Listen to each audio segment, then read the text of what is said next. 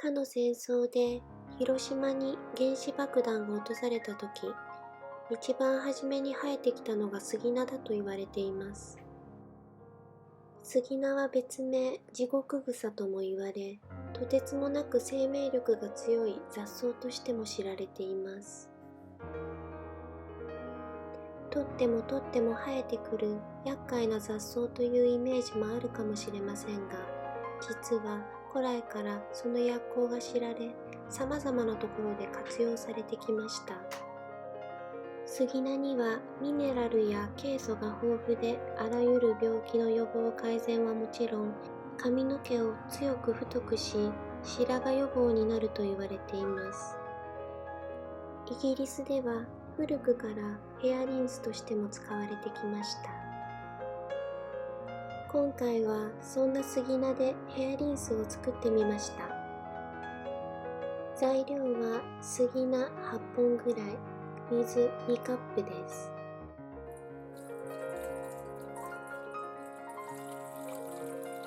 2カップの水を沸騰させ、杉菜を入れます。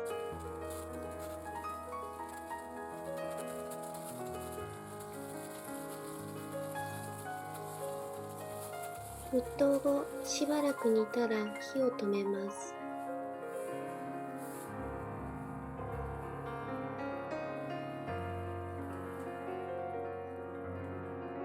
蓋をして30分くらい放置します。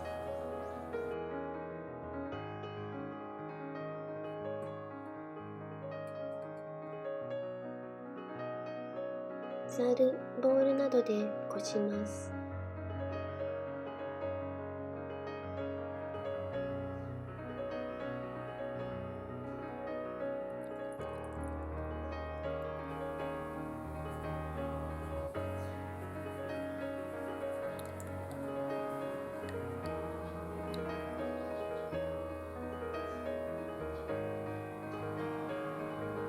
保存容器に入れます。